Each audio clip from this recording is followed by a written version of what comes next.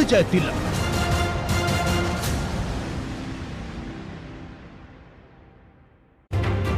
Break के बाद स्वागत है आपका। आप देख रहे हैं विजय तिलक। दूसरे फेज के लिए अब चुनावी प्रचार प्रसार का शोर पूरी तरीके से थम चुका है। ग्राउंड पर क्या हालात हैं लगातार हम आपको बता रहे हैं और अब बिना देर की आपको सीधा हम डेटा सेंटर लिए चलेंगे जहां मेरी सहयोगी स्नेहलता आपको बताएंगी अगली सीट का समीकरण। बिल्कुल प्राची, और ये है बदायूं जिले की बात जहां 14 फरवरी को चुनाव होना है। प्रचार खत्म हो चुका है। सीधे बात करते हैं इन 6 सीटों की। 6 सीटों में 5 पर बीजेपी ने जीत दर्ज की थी, जबकि सहसवान सीट से समाजवादी पार्टी के उम्मीदवार जीते थे। जिले की 4 विधानसभा सीटों पर वर्तमान विधायकों को भाजपा ने चुनावी मैदान में जस का तस उतार दिया है। बदायूं शहर सीट से योगी सरकार में मंत्री महेश चंद्र गुप्ता चुनावी मैदान में है। मुकाबला कौन कर रहा है? तो देखिए इनका मुकाबला किससे हो रहा है। सपा के हाजी रईस अहमद और बसपा के राजेश कुमार सिंह से।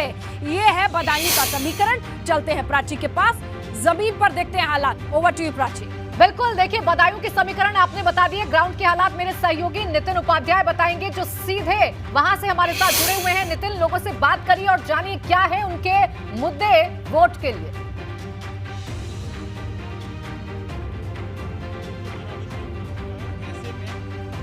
6 में से 5 सीटों पर बीजेपी ने कब्जा किया था, लेकिन इस बार स्थितियां काफी ज्यादा चुनौतीपूर्ण हैं बीजेपी के लिए। जनता के मन को ही टटोलते हैं किन मुद्दों पर पब्लिक इस बार वोट कर रही है। आप बताइए, मैं सहसवान में खड़ा हुआ हूँ। सहसवान सीट आज तक बीजेपी ने नहीं जीती और 2017 में भी नहीं जीती। इस बार क्या चुनावी मुद्दे हैं बदायूं? बहुत सारे मुद्दे हैं, किसानों के मुद्दे हैं। हम एक संविदा कर्मचारी हैं, सबसे बड़ा मुद्दा हमारा है। क्या आपका मुद्दा है? हमारा मुद्दा है वेतन वृद्धि को लेकर।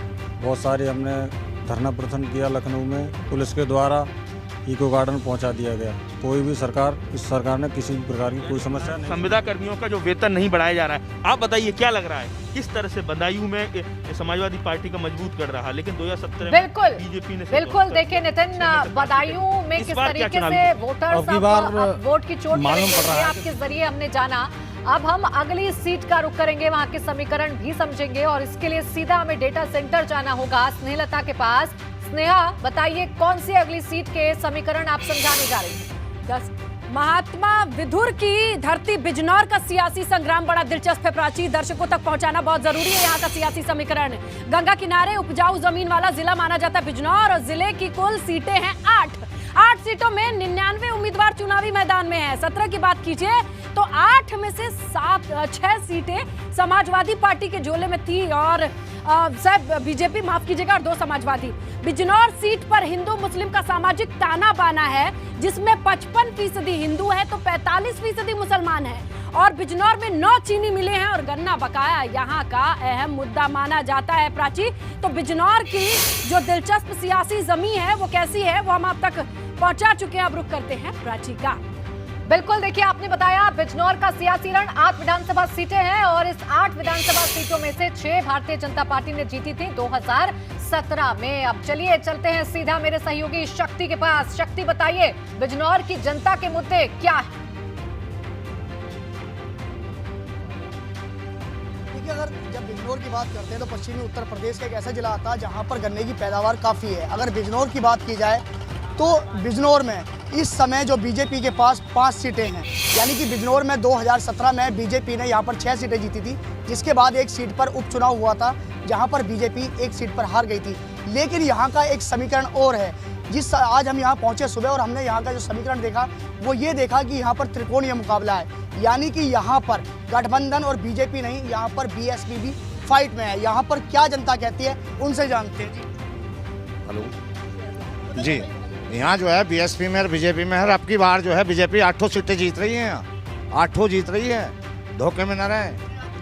बीजेपी जीत रही है 8 की 8 सीट। और यहाँ सबसे बड़ा मुद्दा ये है कि बीजेपी को सब समाज का वोट मिल रहा है और बीजेपी ने किसानों के लिए गन्ने का जो मुद्दा है या कोई भी मुद्दा है उसमें बीजेपी के जो स्पष्ट जनाधार है उस पर वोट दिया जा रहा है। दूसरा सबसे बड़ा मुद्दा है गुंडागर्दी यहाँ नहीं है। गुंडागर्दी यहाँ नहीं है। देखिए, सबसे पहली बात तो ये सरकार बदलाव चाह रही है और बदलाव होने जा रहा है पूरे उत्तर प्रदेश के अंदर। बदलाव होने जा रहा है, क्या कहते हैं? सरकार बीजेपी की बनेगी, 8 के 8 सीट बीजेपी की। बिल्कुल शक्ति, देखिए जनता अपना मन अब बना चुकी है क्योंकि अब मुद्दे उनके पास हैं और चुनावी शोर पूरी तरीके से थम चुका है। जनता को ही तय करना है कि किसे वो अपना नेता चुनने वाले हैं। एक बार फिर से हम डेटा सेंटर का रुख करेंगे। स्नेहलता हमें सहारनपुर का सियासी समीकरण समझाने जा रही हैं। स्नेहा, बिल्कुल, बड़ा दिलचस्प है सियासी समीकरण प्राची। दर्शकों को हम सीधे बताते हैं, मां शाकुंभरी देवी और सूफी संत हारून चिश्ती के सहारनपुर में 7 विधानसभा सीटें हैं और इन 7 विधानसभा सीटों पर कुल 71 सूरमा हैं जो चुनावी मैदान में ताल ठोक रहे हैं, जिनकी किस्मत 14 फरवरी को ईवीएम में कैद हो जाएगी। आइए 17 की बात कर लेते हैं। अगर 2017 को आप देखते हैं तो 7 में से 4 सीटों पर बीजेपी का कब्जा था, जबकि यहाँ पर अगर आप देखें तो कांग्रेस ने 2 और सपा ने 1 सीट जीती थी। और 2017 में ही नकुड़ सीट से धर्म सिंह सैनी भाजपा के टिकट पर विधायक बने थे, जो कि अब साइकिल पर सवार हो चुके हैं, चुनावी मैदान में है। तो समझ गए आप कि सहारनपुर का ये जो सियासी समीकरण है बड़ा दिलचस्प है। मैदान क्या कहता है ये जानने के लिए रुक करेंगे प्राची का। Over to you Prachi. बिल्कुल, देखिए सहारनपुर की बात आपने की, 7 विधानसभा सीटें और 4 विधानसभा सीटों पर बीजेपी ने कब्जा किया था 2017 में और यहाँ पर 2 सीटें कांग्रेस के खाते में भी गई थी। अब ग्राउंड पर रिपोर्ट क्या कह रही है चुनावी शोर थमने के बाद, ये मेरे सहयोगी बताएंगे। सनुज शर्मा हमारे साथ ग्राउंड से जुड़ रहे हैं। सनुज, जनता के बीच में से बताइए कि आखिर क्या है सहारनपुर की सियासी हवा।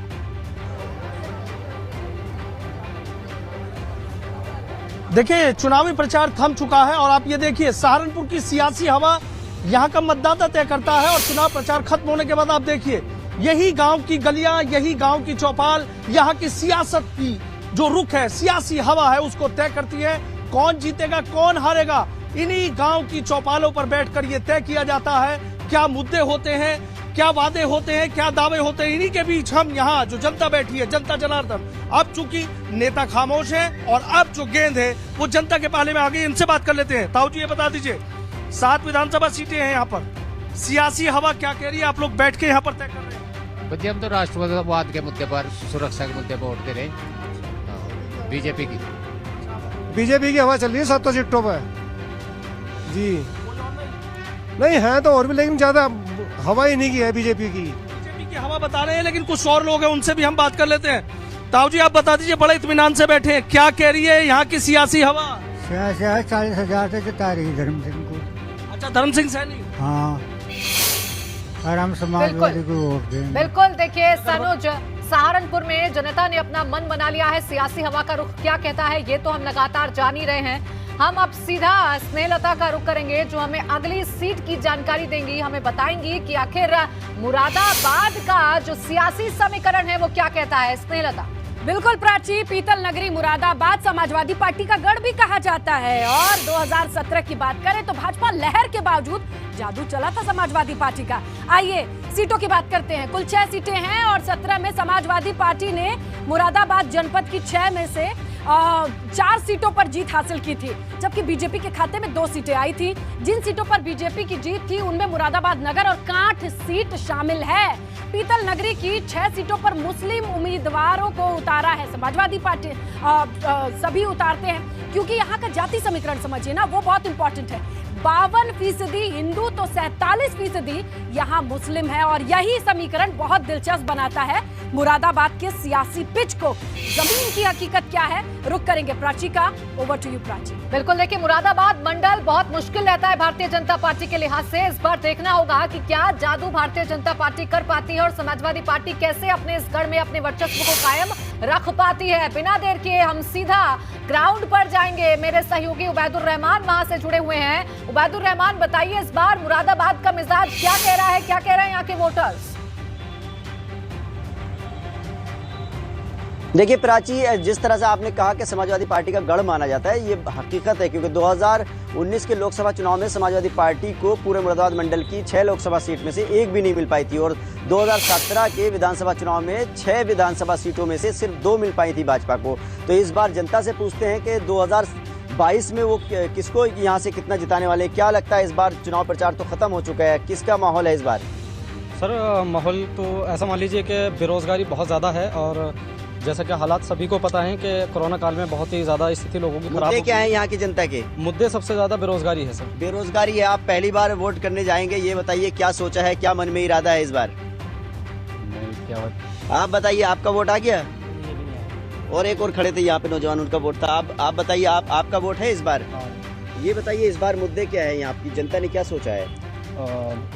मुद्दे तो यही है, बेरोजगारी है, रोजगार मतलब रोजगार है, शिक्षा है और रोजगार, शिक्षा और स्वच्छता की दिक्कत है। बिल्कुल, देखिए उबैदुर रहमान, रोजगार, शिक्षा, ये तमाम ऐसे मुद्दे हैं जो जनता के मुंह से हमें सुनने को मिल रहे हैं और जनता इन्हीं मुद्दों पर उबैदुर रहमान अपना जो मूड है वो बना रही है, अपने मिजाज को सेट करती हुई नजर आ रही है। अब बिना देर किए स्नेहलता के पास जाएंगे, डेटा सेंटर में मौजूद है मेरी सहयोगी जो संभल जिले का मिजाज क्या कह रहा है, 4 विधानसभा वाले जिले का क्या कुछ सियासी समीकरण है वो बताएंगी स्नेहलता। बिल्कुल प्राची, देखिए संभल में 4 विधानसभा सीटें आपने बताई और वो है गुन्नौर, चंदौसी, अमसोली, संभल।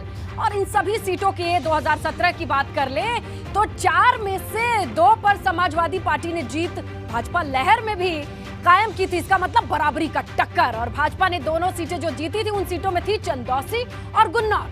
संभल जिले को आप देखें तो 40% मुसलमान वोटर है और 60% हिंदू वोटर हैं और इसी सीट पर यादव वोटर्स भी निर्णायक भूमिका में रहते हैं। तो समझ गए ना आप कि संभल क्यों इंटरेस्टिंग है और नजर क्यों है इस पर सियासी पार्टियों की। अब यहाँ की जमीनी हकीकत पता चलेगी, ग्राउंड पर जाकर रुक करते हैं प्राची का। Over to you Prachi. बिल्कुल, देखिए संभल एमवाई फैक्टर के लिहाज से काफी महत्वपूर्ण होता है। 2 सीटें भारतीय जनता पार्टी जीत पाई थी 4 में से और 2 पर समाजवादी पार्टी की साइकिल 2017 में चली थी। इस बार किस तरीके से जनता का मूड बन रहा है आइए सीधा बताएंगे, जो कि संभल की रणभूमि से मेरे सहयोगी बलराम पांडे हमारे साथ जुड़ गए हैं। बलराम बताइए, इस बार संभल में किसका झंडा बुलंद होने जा रहा है?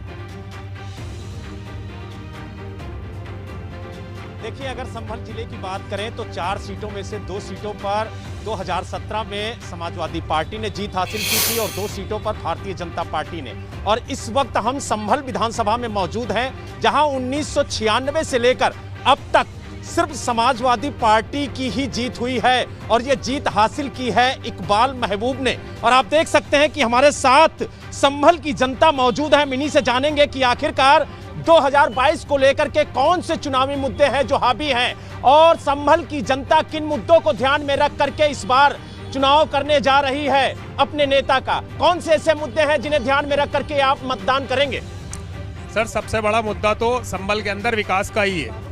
लोग यहाँ पर समाजवादी के लिए तो सॉफ्ट कॉर्नर है दिलों में, लेकिन इकबाल महमूद साहब जो हमारे यहाँ के मौजूदा विधायक हैं 35-40 साल से, उन्होंने पूरे शहर के अंदर कोई भी विकास नहीं किया है और संभल को बिल्कुल कूड़ा घर बना दिया है। संभल को कूड़ा घर बनाया, बिल्कुल सही कहा है इन्होंने। संभल के अंदर कोई विकास नहीं है, यहाँ मेडिकल कॉलेज नहीं है, कोई यूनिवर्सिटी नहीं है, रोडवेज अड्डा यहाँ का पानी भर जाता है बरसात में, किसी तरह की कोई फैसिलिटी नहीं है। यहाँ तक के समाजवादी पार्टी के विधायक हैं, 5 बार लगातार जीते हैं इकबाल महबूब, क्या कहेंगे आप?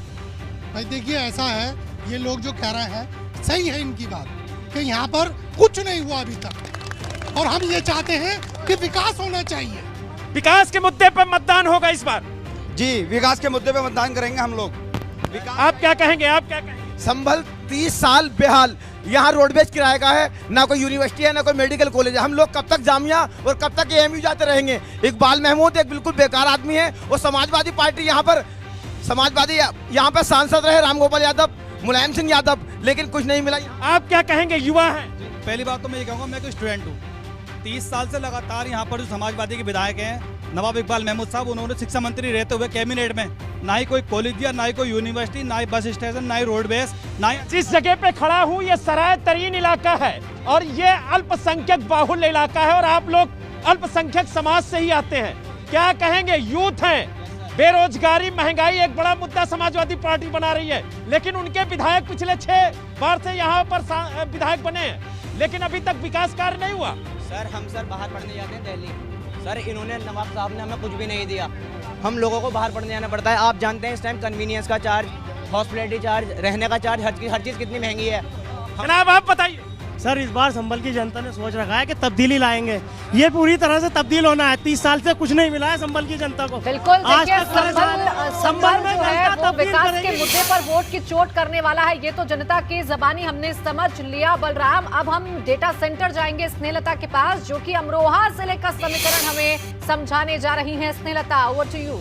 बिल्कुल प्राची, देखिए मुरादाबाद से अलग होकर जिला बनने के बाद अमरोहा की 4 विधानसभा सीटें हैं और मुकाबला बड़ा दिलचस्प है। समझिए आप, 4 सीटों का जिक्र कर ले तो अमरोहा सदर है, हसनपुर है, नौगांव सादात है और धनौरा सीट है, जिसमें नौगांव सादात सीट सबसे हॉट सीट है। यहाँ से संगीता चौहान की जगह देवेंद्र नागपाल को टिकट दे दिया गया है, जिनका मुकाबला अमन मणि त्रिपाठी से है। जबकि अमरोहा सीट को भी देखेंगे आप तो यहाँ राम सिंह सैनी का मुकाबला सपा के हाजी महबूब अली और बसपा के नावेद अयाज से है। धनौरी सीट पर आइए ना, यहाँ भी कांटे की टक्कर है। भाजपा ने यहाँ से राजीव को टिकट दिया है, जिनका मुकाबला सपा के विवेक सिंह और बसपा के हरपाल सिंह से है। तो कुल मिलाकर के आप समझ गए कि अमरोहा में भी लड़ाई छोटी मोटी नहीं है, हॉट सीट है और टक्कर है पूरी की पूरी। और इसी टक्कर के बीच तमाम सीटों पर नजर एबीपी गंगा की है। 40 मिनट से ज्यादा का वक्त बीत चुका है, क्योंकि आपको पता ही चला 6 बजे के बाद चुनावी शोर थम गया और उत्तराखंड की 70 सीटों पर अब 14 फरवरी को वोट डाले जाएंगे। मतदाता अपनी सरकार चुनने के लिए तैयार हैं। उत्तराखंड चुनाव में 36 राजनीतिक दिग्गजों की इस वक्त साख दांव पे लगी है और उन पर नजर रहेगी, क्योंकि भाजपा कांग्रेस के प्रमुख दिग्गज नेताओं ने अपनी अपनी पूरी तैयारी कर ली है। अब इनके भाग्य विधाता है जनता जनार्दन। तो आइए 70 विधानसभा सीटों पर मतदान का काउंटडाउन शुरू हो चुका है। समझ लेते हैं फटाफट इन सीटों पर एक ही बार वोट होगा। 14 तारीख को ही पूरी 70 सीटों पर मतदान होना है। इनमें से 5 विधानसभा की बात कर ले, खटीमा, लालकुआं, हरिद्वार, श्रीनगर, चकराता, ये हॉट सीट है, ये भी इसी में शामिल है।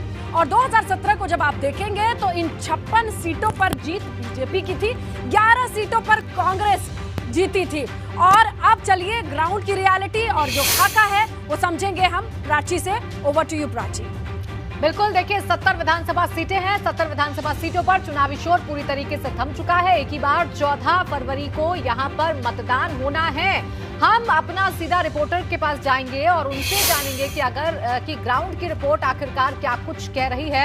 हमारे साथ अलग अलग जगहों से हमारे संवाददाता जुड़ गए हैं। हमारे साथ मौजूद है हरिद्वार से हमारे सहयोगी अवधेश मिश्रा, इसके साथ ही साथ रवि कंतुरा हमारे साथ नैनीताल से मौजूद हैं, पंकज राणा मेरे सहयोगी ग्राउंड से हमारे साथ जुड़े हुए हैं, देहरादून की खबर वो हमें बताएंगे, और खटीमा से विनोद मेरे सहयोगी जुड़े हुए हैं जो हमें बताएंगे कि चुनावी शोर थमने के बाद आखिर क्या है उत्तराखंड का मिजाज। सबसे पहले हम अपने सहयोगियों के पास जाएंगे, उनसे ग्राउंड की रिपोर्ट जानेंगे, लेकिन स्नेहलता हमें महत्वपूर्ण जानकारी बताएंगी कि आखिर क्या है सियासी समीकरण उत्तराखंड का।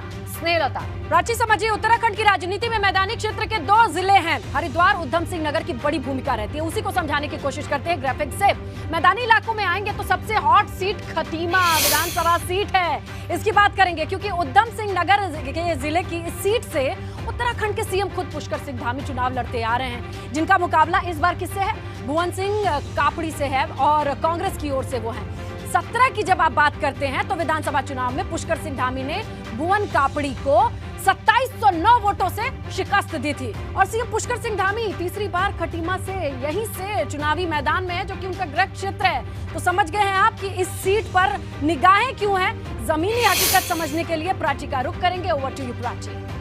बिल्कुल, देखिए अब जल्दी से, चूंकि आपने समीकरण तो समझा दिए स्नेहलता, लेकिन ग्राउंड की रिपोर्ट क्या कह रही है ये भी अपने दर्शकों को बता देते हैं, इसलिए जल्दी से मैदान की रणभूमि पर चलते हैं, जहां खटीमा से संवाददाता विनोद कुमार और हरिद्वार से अवधेश मिश्रा हमारे साथ जुड़े हुए हैं। सबसे पहले हरिद्वार का रुख करेंगे। अवधेश, बताइए क्या है ग्राउंड की रिपोर्ट, आखिर क्या मुद्दे हैं जनता के?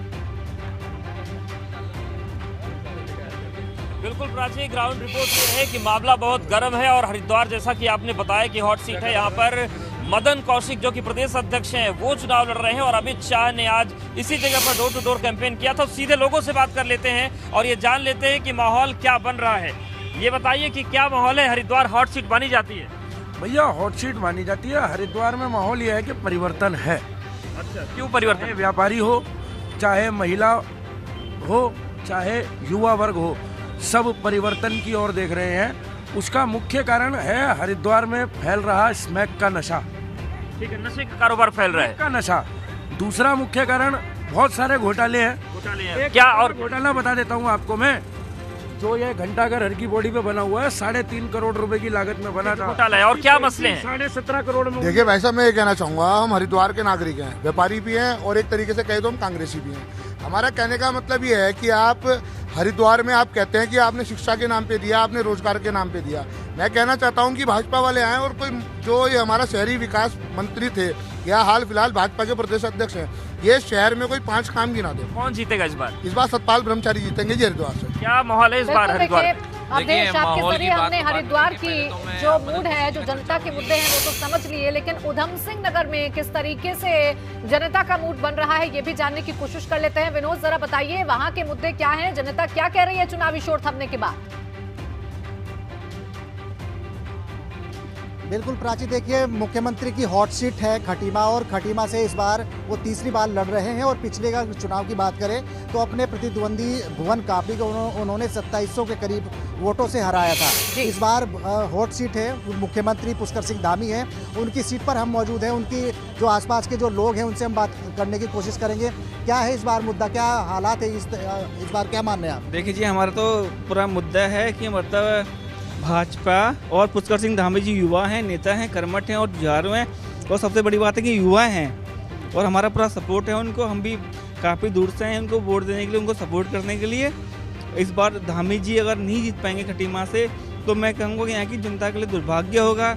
आप क्या बताएं, महंगाई बहुत चरम सीमा पर रही, बेरोजगारी है, देखो क्या कहेंगे आप? सर देखिए, महंगाई तो पहले भी थी और अब भी है, मगर पहले की सरकारों के टाइम पे कोरोना के जो 3 माहौल बने, 3 टाइम में क्या कहते हैं कोरोना आया, मगर पहले ऐसा कोरोना का काल कभी देखने को नहीं मिला। हमने तो अपनी ज़िंदगी में नहीं देखा।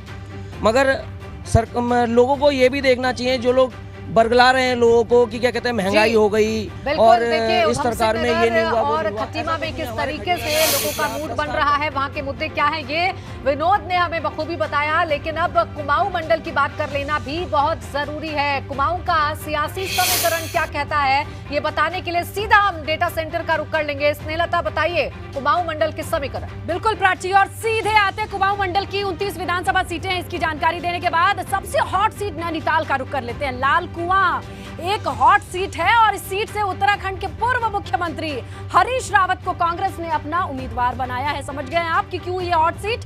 और इससे पहले वो रामनगर सीट से चुनाव लड़ना चाहते थे। वो पूरा समीकरण और पूरा प्रकरण आपकी आंखों के सामने से गुजरा है। इस बार उनका मुकाबला किससे होने वाला है? तो मुकाबला होगा मोहन सिंह बिष्ट से, जो कि बीजेपी के कैंडिडेट है। पिछली बार हरीश रावत रामनगर सीट से चुनाव हार गए थे। तो ये रहा कुमाऊं मंडल का हाल। अब जानते हैं जमीनी हकीकत, क्या बोलेगी पब्लिक। समझने के लिए रुक करेंगे प्राची का। बिल्कुल, देखिए कुमाऊं को समझना है और कुमाऊं का जिक्र किया आपने। कुमाऊं में नैनीताल हॉट सीट है और इसीलिए वहां पर मेरे सहयोगी मौजूद हैं। सीधा उनके पास जाएंगे, ग्राउंड की रिपोर्ट समझेंगे। रवि, बताइए क्या है वहां की सियासी हवा नैनीताल की? जी, चुनावी शोर थम गया और अब पाला पब्लिक की तरफ है। अब पब्लिक करेगी कि किसको इस बार किसके सर पर ताज सजाना है। देखिए, ये नैनीताल की सरजमी है और यहाँ पर लगातार चुनावी शोर था जो कि 6 बजे से अब थम गया है, लेकिन लोग भी हैं और हम ज़मीनी हकीकत उन लोगों से जानेंगे जो आम लोग हैं यहाँ के। भाई साहब, क्या लगता है, अब चुनावी शोर थम गया, क्या सोच रहे हैं? जी हाँ, आप देख सकते हैं, आपके सामने भी यहाँ पुलिस बल तैनात था क्योंकि 6 बजे लास्ट लाइन चुनाव की। ठीक है, आप ये बताइए कि क्या आप सोच रहे हैं, क्योंकि परसों आपकी बारी है। देखिए, हल्द्वानी में त्रिकोणीय मुकाबला सा लग रहा है। हालांकि भाजपा और कांग्रेस की फाइट ही है हर जगह। यहाँ पे नैनीताल जिले की 6 सीटें हैं यहाँ, जिसमें हल्द्वानी भी कांग्रेस, लेकिन सपा भी थोड़ा, सपा और एआईएम के 2 ये मुस्लिम प्रत्याशी। त्रिकोणीय मुकाबला है, त्रिकोणीय मुकाबला है। आपको क्या लगता है, क्या किस तरीके के समीकरण है? भाई साहब, हमारा तो अभी कोई मतलब पार्टी से कोई मतलब ना, हम तो विकास के मामले में आपको बात बतला चाह रहे हैं। वोट मन में रख दिया। हाँ, विकास हमारे यहाँ का ये है, एक गफूर बस्ती काठ गोदाम से लेके गफूर बस्ती, नई बस्ती, 17 नंबर, इंदिरा नगर, ये सारी जितनी भी जगह हैं यहाँ की सरकार नजूल मानती है। किसी टाइम पे बुलडोजर चल सकता है। यहाँ जो भी पार्टियों से मांग होती है यही होती है, इस बस्ती को पक्का कराओ। जो पार्टी यहाँ पे आती है, कोई भी पार्टी है यहाँ पे, आपने बताया नैनीताल की सियासी हवा क्या कुछ कह रही है, लेकिन देहरादून में किस तरीके से लोगों का मूड बन रहा है ये भी जान लेते हैं। वहां से पंकज मौजूद है। पंकज, बताइए चुनावी शोर थमने के बाद क्या कहता है देहरादून? बिल्कुल प्राची, देखिए उत्तराखंड में अब 70 विधानसभा सीटों के लिए 14 तारीख को मतदान होगा। उससे पहले अब सियासी जो शोर था वो थम गया है। तमाम अब मतदाताओं की बारी है। जनता के बीच में तमाम प्रत्याशी गए हैं, उन्होंने अपने लिए पक्ष में मतदान करने की अपील भी की है, लेकिन अब जनता का नंबर आने वाला है। खुद लोग हैं, उनसे बात कर लेंगे। भाई साहब, क्या लग रहा है, कैसा माहौल है, क्या लग रहा है? टक्कर दोनों पार्टियों में है और नो डाउट जिस तरह से ये महंगाई और सिलेंडर का बात है, ये लोगों में मुद्दा है और कहीं ना कहीं पर टक्कर बड़ी जोरदार रहेगी। क्या लग रहा है कि किसका पलड़ा भारी लग रहा है? सब कुछ अभी हाइडिंग ही है, लोग खुल के तो कुछ बोल नहीं रहे हैं, लेकिन महंगाई डेफिनेटली एक मुद्दा है। आप गए होंगे चुनाव प्रचार, आपने देखा होगा क्या? नहीं, जैसा कि आपने कहा कि प्रचार खत्म हो गया है, लेकिन जनता ने विचार कर लिया है, विचार पे विश्वास बना लिया है कि किस पार्टी को देहरादून वोट की करना है। रणभूमि में और आखिर अब 14 तारीख जनता को क्या जो कह रही है, बताएगी। ये पंकज आपने हमें बताया और समझाया कि आखिर चुनावी शोर थमने के बाद जनता का मूड क्या कुछ कह रहा है। बहुत शुक्रिया आपका अवधेश, रवि और पंकज और विनोद हमारे साथ जुड़ने के लिए और ग्राउंड से सीधे रिपोर्ट हमें दिखाने के लिए। इसके साथ ही साथ मेरी सहयोगी स्नेहलता लगातार डेटा सेंटर से मेरे साथ मौजूद रही, जिन्होंने हर एक सियासी समीकरण आप तक पहुंचाया। स्नेहलता, आपका भी बहुत बहुत शुक्रिया। तो इसी के साथ फिलहाल वक्त एक छोटे से ब्रेक का हो गया है। आप देखते रहिए एबीपी गंगा।